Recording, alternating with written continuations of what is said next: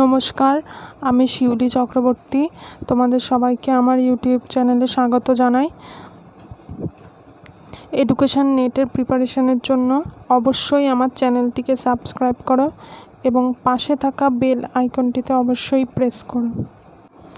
আজকে আমরা যে বিষয়টি পড়ব সেটি হলো ভ্যারিয়েবল। চলো শুরু করা যাক। ভ্যারিয়েবল কাকে বলে প্রথমে আমরা সেটা জেনে নিই। Any characteristic which is subject to change and can have more than one value such as age, intelligence, motivation, etc. অর্থাৎ যে কোনো কিছু যা পরিবর্তিত হয়, যার মধ্যে পরিবর্তন হওয়ার যোগ্যতা আছে, তাকেই বলা হয় ভ্যারিয়েবল। যেমন এইজ অর্থাৎ বয়স, ইন্টেলিজেন্সি অর্থাৎ বুদ্ধি, মোটিভেশন অর্থাৎ প্রেরণা ইত্যাদি।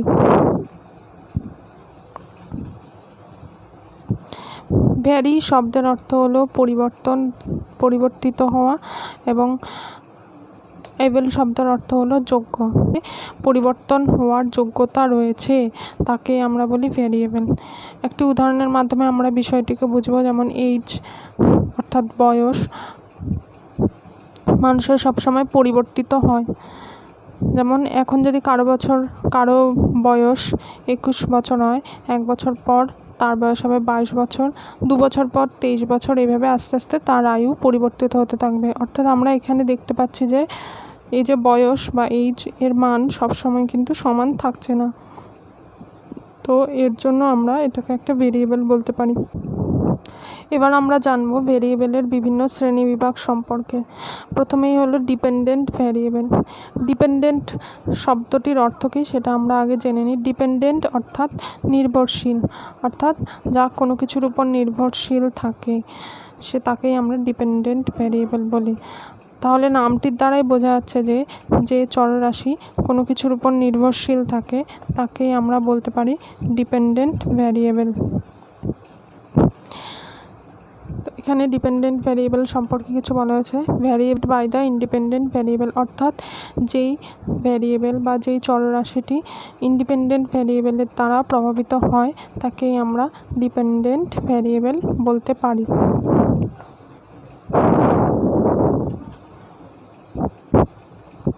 It responds to the independent variables, অর্থাৎ এটি কিভাবে প্রভাবিত হয়, ইন্ডিপেন্ডেন্ট ভ্যারিয়েবলের দ্বারা প্রভাবিত হয় এবং ইন্ডিপেন্ডেন্টের ভ্যারিয়েবলের ক্ষেত্রে এটা সাড়া দেয়। যেমন আমরা যদি একটা উদাহরণ নিয়ে থাকি, প্রাইস অর্থাৎ দাম, কোনো কিছুর দাম, এবং ডিমান্ড অর্থাৎ চাহিদা, কোনো কিছুর চাহিদা, এই দুটোর মধ্যে যদি আমরা সম্পর্ক দেখি তাহলে আমরা দেখব যে প্রাইস যখনই বাড়ছে তখনই কিন্তু সেই বস্তুটির ডিমান্ড অর্থাৎ চাহিদা কিন্তু কমে যায়। এটাই স্বাভাবিক নিয়ম। আবার প্রাইস যখন কমে যায় তখন কিন্তু সেই বস্তুটির চাহিদা আস্তে আস্তে বৃদ্ধি পায়। তো এই যে প্রাইসের উপর কিন্তু প্রাইস বা মূল্যের উপর কিন্তু নির্ভর করছে বস্তুটির চাহিদা। তো এই ক্ষেত্রে আমরা প্রাইসকে বলতে পারি ইন্ডিপেন্ডেন্ট ভ্যারিয়েবল। Independent variable. আর ডিমান্ড হলো আমাদের ডিপেন্ডেন্ট ভ্যারিয়েবল। তাহলে আমরা এই উদাহরণটিতে দেখতে পাচ্ছি যে প্রাইসের উপর নির্ভরশীল রয়েছে কি তার বস্তুটির চাহিদা। যেহেতু এটা নির্ভরশীল রয়েছে, কোনো কিছুর উপর নির্ভর করছে, তাই এটাকে আমরা ডিপেন্ডেন্ট ভ্যারিয়েবল বলছি। তো এখানে দ্রব্যমূল্য বৃদ্ধি পাওয়া বা কমে যাওয়ার দ্বারা প্রভাবিত হচ্ছে কি ডিপেন্ডেন্ট ভ্যারিয়েবল আমাদের ডিমান্ড।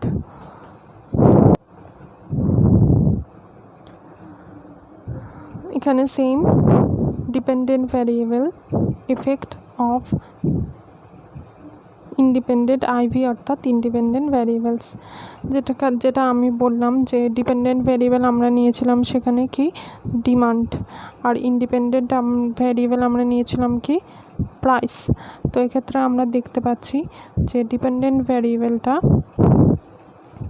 ভ্যারিয়েবল ডিমান্ড এফেক্টেড হচ্ছে কার দ্বারা, প্রাইস ইন্ডিপেন্ডেন্ট ভ্যারিয়েবলের দ্বারা। Only used in experimental design.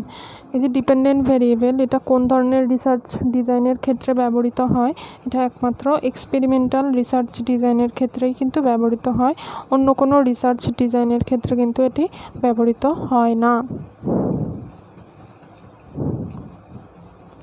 দ্বিতীয় ভ্যারিয়েবলটি হলো ইন্ডিপেন্ডেন্ট ভ্যারিয়েবল বা manipulated variable. Variable that is presumed to influence other variable।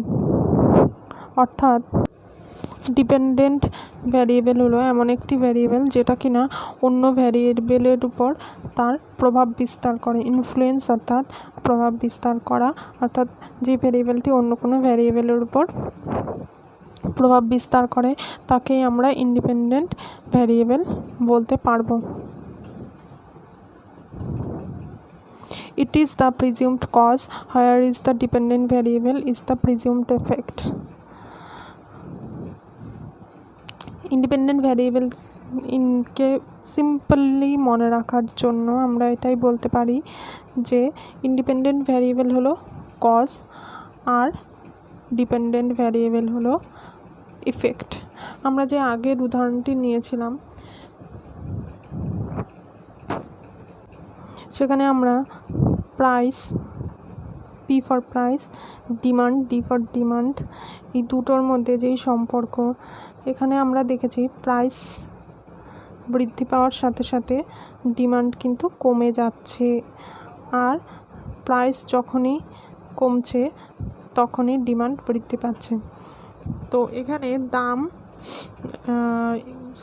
এখানে চাহিদা বৃদ্ধি পাওয়ার বা কমে যাওয়ার অন্যতম কারণ হলো কি মূল্য বা প্রাইস।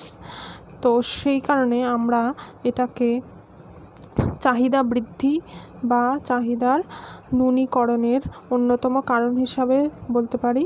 অন্যতম কারণ কি প্রাইস, যেটা কিনা ইন্ডিপেন্ডেন্ট ভ্যারিয়েবল। তাই এখানে বলা হচ্ছে ইন্ডিপেন্ডেন্ট ভ্যারিয়েবলকে আমরা কজ বলতে পারি, আর ডিপেন্ডেন্ট ভ্যারিয়েবলকে আমরা কি বলতে পারি, ইফেক্ট। এটা হলো ইফেক্ট।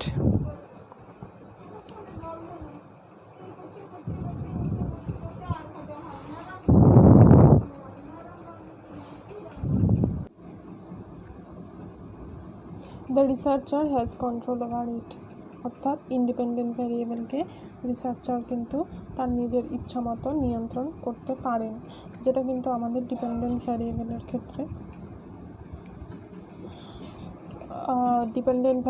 ক্ষেত্রে রিসার্চারের কিন্তু কোনো নিয়ন্ত্রণ থাকে না, কেননা ডিপেন্ডেন্ট ভ্যারিয়েবল সম্পূর্ণভাবে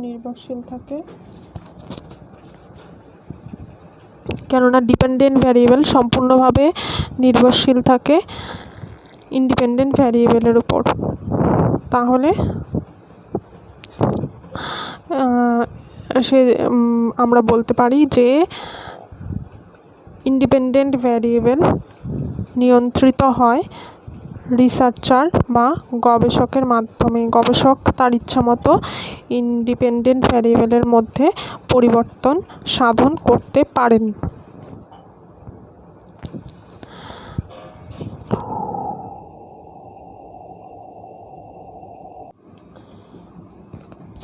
যেহেতু রিসার্চার বা গবেষক এটিকে নিজের ইচ্ছা মতন ম্যানিপুলেট করতে পারেন বা পরিবর্তন করতে পারেন এর মধ্যে, তাই এই চরটিকে আমরা ম্যানিপুলেটেড ভ্যারিয়েবলও বলে থাকি। তাহলে ইন্ডিপেন্ডেন্ট ভ্যারিয়েবলের আরেকটি নাম হলো ম্যানিপুলেটেড ভ্যারিয়েবল, এটা কিন্তু মনে রাখতে হবে। The independent variables will have some effect on or relationship with the dependent variables। অর্থাৎ ইন্ডিপেন্ডেন্ট ভ্যারিয়েবলের সঙ্গে ডিপেন্ডেন্ট ভ্যারিয়েবলের একটা সম্পর্ক থাকে, অথবা ইন্ডিপেন্ডেন্ট ভ্যারিয়েবল ডিপেন্ডেন্ট ভ্যারিয়েবলের উপর একটা প্রভাব একটা প্রভাব বিস্তার করে। এই দুই ধরনের সম্পর্ক কিন্তু ডিপেন্ডেন্ট এবং ইন্ডিপেন্ডেন্ট ভ্যারিয়েবলের মধ্যে থাকে। Only used in experimental design, অর্থাৎ ডিপেন্ডেন্ট ও ইন্ডিপেন্ডেন্ট ভ্যারিয়েবল দুটোই এক্সপেরিমেন্টাল ডিজাইনের ক্ষেত্রে ব্যবহৃত হয়। যেমন আমরা ডিপেন্ডেন্ট ভ্যারিয়েবলের ক্ষেত্রেও দেখেছি সেটা শুধুমাত্র এক্সপেরিমেন্টাল ডিজাইনের ক্ষেত্রে ব্যবহৃত হয়, তেমনি ইন্ডিপেন্ডেন্ট ভ্যারিয়েবলও শুধুমাত্র এক্সপেরিমেন্টাল রিসার্চ ডিজাইনের ক্ষেত্রেই কিন্তু ব্যবহৃত হয়। এখানে ডিপেন্ডেন্ট ভ্যারিয়েবল এবং ইন্ডিপেন্ডেন্ট ভ্যারিয়েবলের কিছু অন্য নাম দেওয়া হয়েছে, যেগুলো নেট পরীক্ষার জন্য খুবই গুরুত্বপূর্ণ, কেননা পরীক্ষার সময় বিভিন্ন ধরনের নামে এই ভ্যারিয়েবলগুলোকে দিয়ে তার থেকে কিন্তু প্রশ্ন আসে। তো দেখিনি ডিপেন্ডেন্ট ভ্যারিয়েবলের কী কী নাম রয়েছে। Explained variable, predicted variable, regressed variable, response variable, outcome variable, controlled variable. আর ইন্ডিপেন্ডেন্ট ভ্যারিয়েবলের নামগুলো হলো explanatory variable, predictor variable, regressor variable, stimulus variable, covariate variable, control variable. এগুলো যদি একটু বাংলা নামগুলো তোমরা দেখে নাও তাহলে বুঝতে পারবে যে নামগুলোর মধ্যেই এর অর্থটা লুকিয়ে আছে। এরপর ইন্টারভেনিং ভ্যারিয়েবল বা মেডিয়েটিং ভ্যারিয়েবল।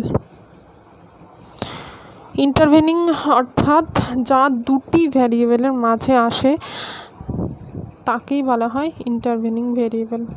যেমন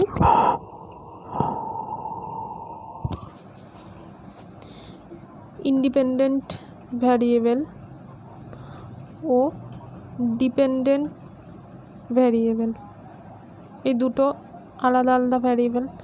এই দুটো ভ্যারিয়েবলের মধ্যবর্তী স্থানে যেটি আসছে সেটি হলো আমাদের ইন্টারভেনিং ভ্যারিয়েবল বা মেডিয়েটিং ভ্যারিয়েবল। ঠিক আছে, আমি লিখলাম। তাহলে ইন্ডিপেন্ডেন্ট ভ্যারিয়েবল ও ডিপেন্ডেন্ট ভ্যারিয়েবল মানে দুটি ভ্যারিয়েবলের মাঝে যে ভ্যারিয়েবলটি আসছে তাকেই আমরা বলতে পারি মেডিয়েটিং ভ্যারিয়েবল বা ইন্টারভেনিং ভ্যারিয়েবল। তারপর কি বলা হচ্ছে, it is a variable whose existence is inferred but it can not be measured. এটা এমন একটা ভেরিয়েবল যেটার অস্তিত্বকে আমরা অনুমান করতে পারি কিন্তু এটাকে পরিমাপ করা যায় না।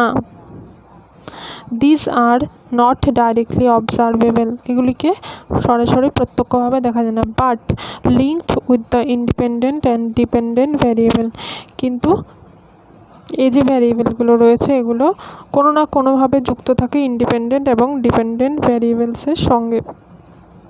Established link between dependent variable and independent variable, এটা কি করে ডিপেন্ডেন্ট এবং ইন্ডিপেন্ডেন্ট যেই ভ্যারিয়েবল থাকে তাদের মধ্যে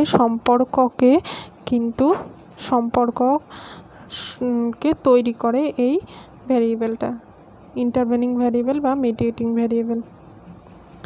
It caused by the independent variable and is itself a cause of the dependent variable, অর্থাৎ এটা ইন্ডিপেন্ডেন্ট ভ্যারিয়েবলের থেকে তৈরি হয় আর এটা প্রভাব বিস্তার করে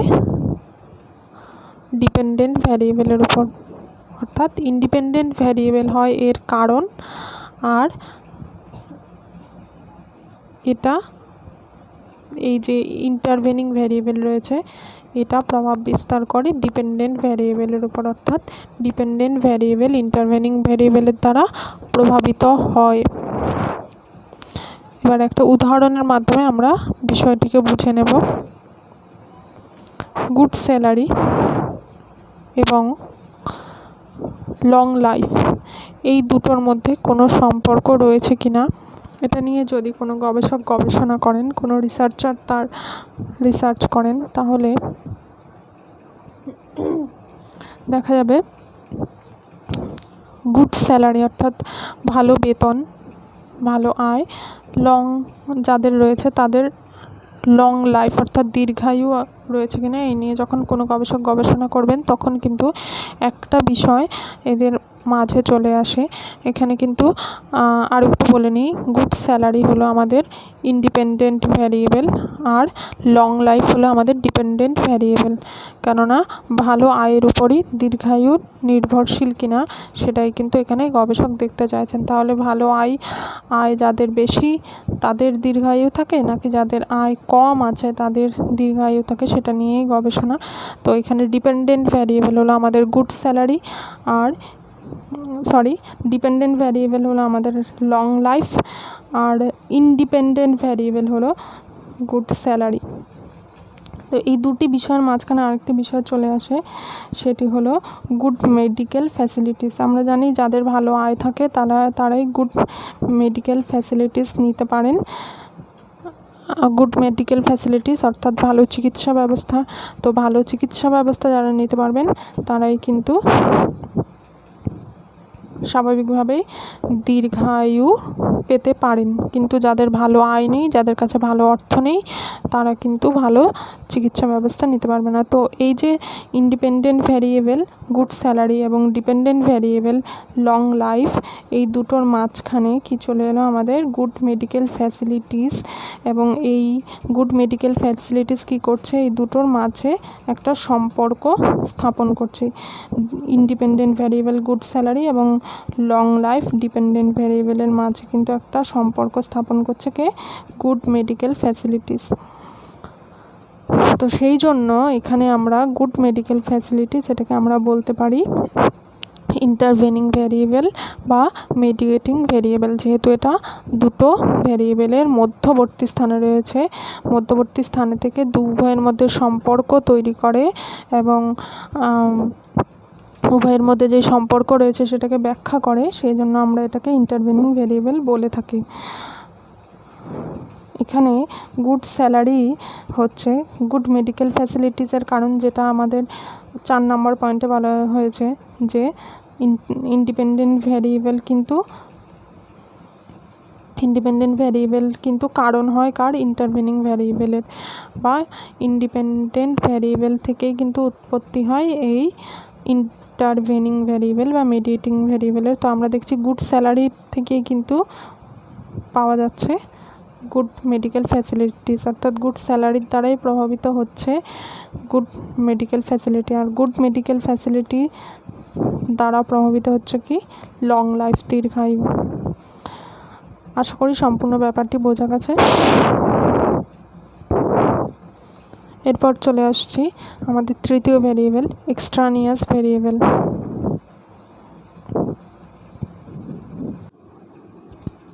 কোনো গবেষক যখন গবেষণা করেন তখন কিন্তু তার গবেষণার ক্ষেত্রে এমন কিছু বিষয় থাকে যেগুলো কিনা গবেষকের নিয়ন্ত্রণের বাইরে থাকে, কিন্তু সেইগুলো কোনো সময় আমাদের তার গবেষণার উপর প্রভাব বিস্তার করতেও পারে, আবার খুব কম পরিমাণে প্রভাব বিস্তার করতে পারে, আবার নাও করতে পারে।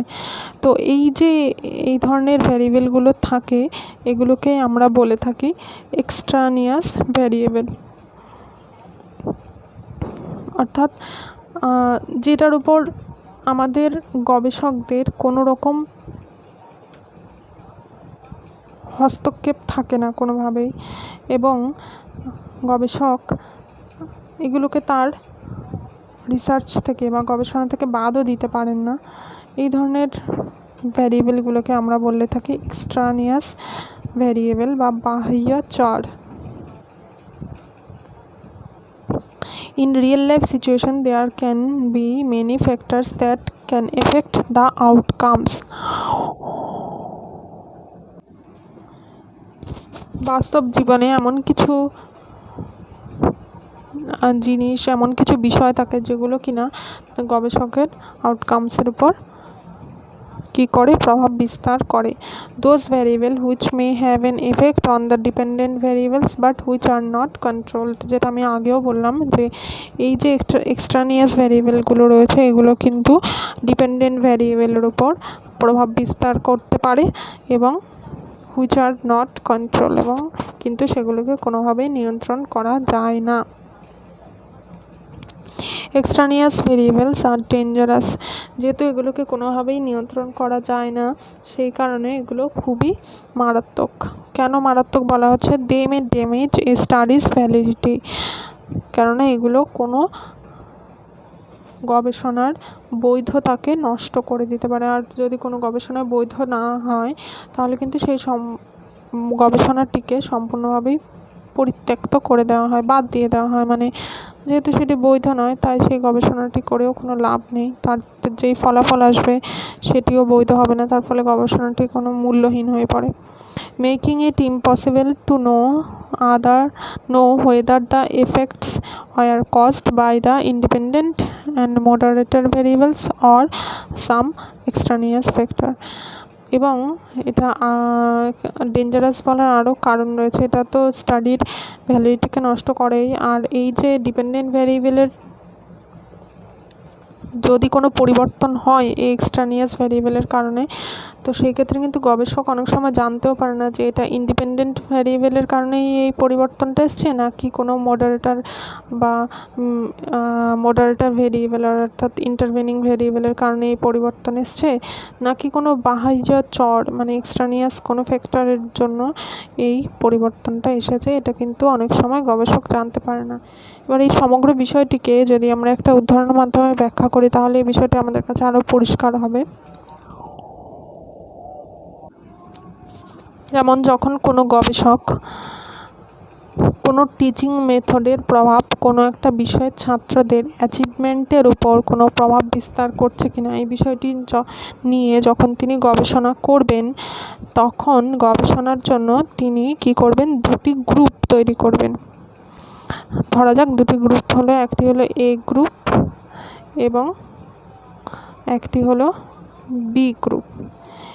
এ গ্রুপের ছাত্রদের তিনি কি করছেন? সেই নির্দিষ্ট একটি বিশেষ টিচিং মেথডের মাধ্যমে পড়াচ্ছেন।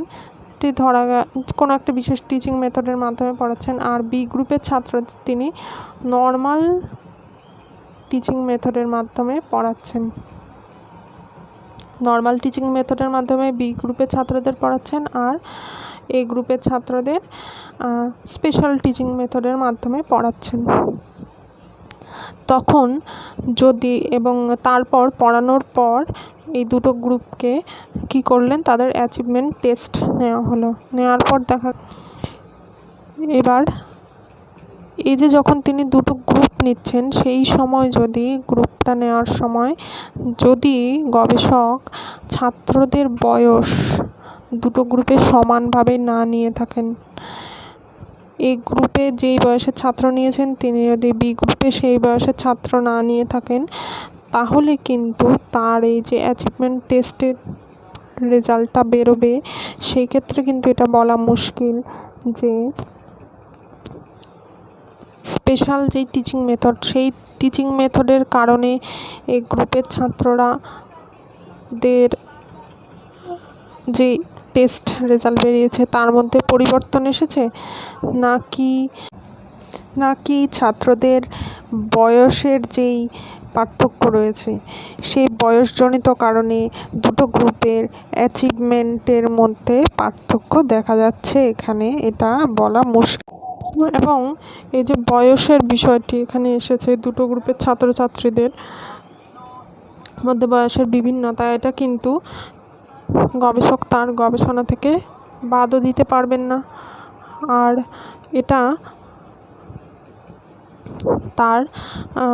এটার কারণে যে পরিবর্তন আসছে সেটা কিন্তু তিনি হঠাৎ করে গবেষকের চোখে নাও আসতে পারে।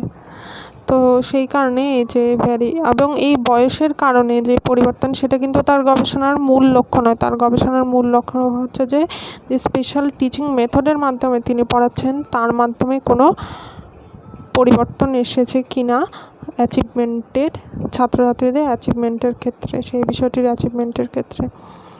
তো তাহলে যে এখানে বয়স, সেটি কিন্তু এখানে এক্সট্রানিয়াস ভ্যারিয়েবল আমরা বলতে পারি। তো এই যে আমরা এই উদাহরণটি দেখলাম, এই উদাহরণটিতে যদি গবেষক প্রথম থেকেই বয়সের বিষয়টি প্রথম থেকেই লক্ষ্য করতেন, তাহলে কিন্তু তার গবেষণার ক্ষেত্রে এক্সট্রানিয়াস ভ্যারিয়েবলের প্রভাব পড়তো না। তো গবেষক যদি প্রথম থেকেই তার গবেষণার যে বিষয়টি স্থির করবেন সেখানে কী কী এক্সট্রানিয়াস ভ্যারিয়েবল আসতে পারে সেগুলি বিষয়ে তিনি যদি সজাগ থাকেন, তাহলে কিন্তু তিনি এই এক্সট্রানিয়াস ভ্যারিয়েবলের যে প্রভাব রয়েছে সেটির থেকে তার গবেষণাকে মুক্ত রাখতে পারেন এবং তার গবেষণাটি একটি বৈধ গবেষণা বা ভ্যালিড গবেষণা হতে পারে। আর কি, যদি এমন পরিস্থিতি হয় যে আগে থেকেই জানা গেল না এবং জানা থাকলেও এক্সট্রানিয়াস ভ্যারিয়েবলটিকে কোনোভাবেই নিয়ন্ত্রণ তো করা যায় না, এক্সট্রানিয়াস ভ্যারিয়েবলে বাদও দেওয়া যায় না, তখন গবেষক কী করবেন? If they can not be controlled, extraneous variables must at least be taken into consideration when interpreting results. অর্থাৎ গবেষক যদি কোনোভাবেই এক্সট্রানিয়াস ভ্যারিয়েবলের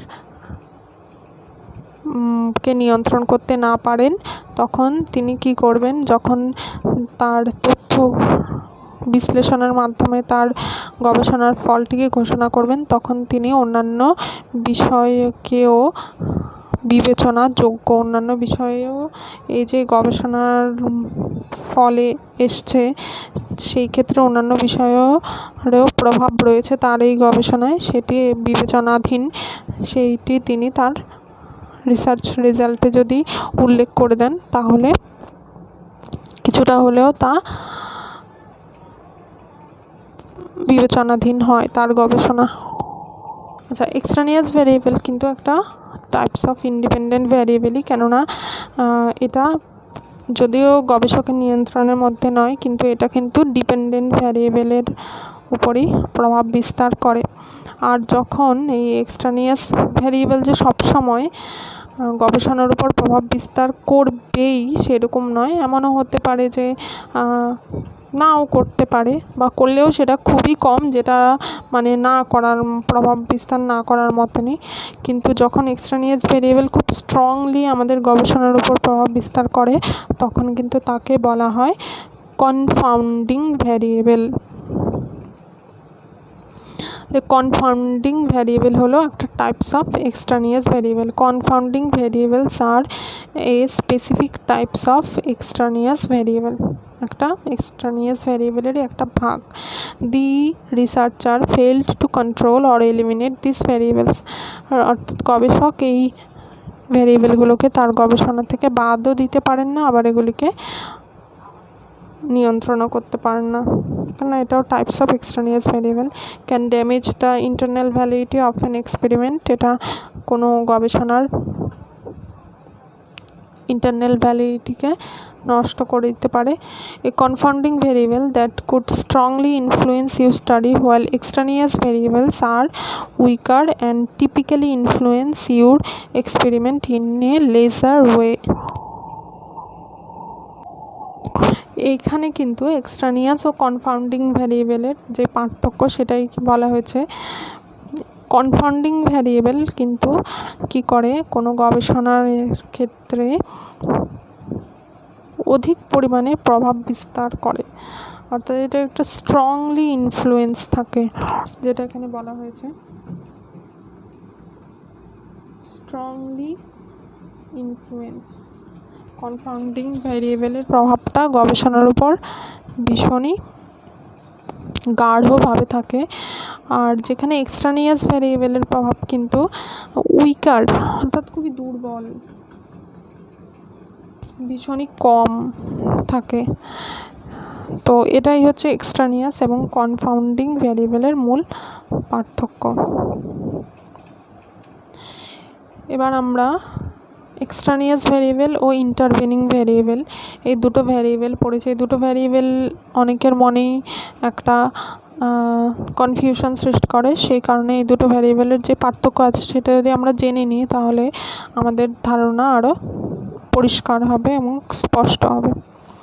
Extraneous variable are any variable which you are not intentionally studying in your experiment or test. Extraneous variable কি, যেটা আমরা একজন গবেষক তার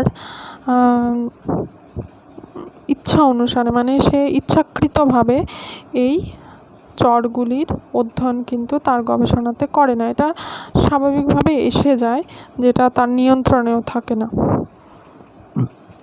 Intervening variable is a hypothetical variable used to explain causal links between other variables.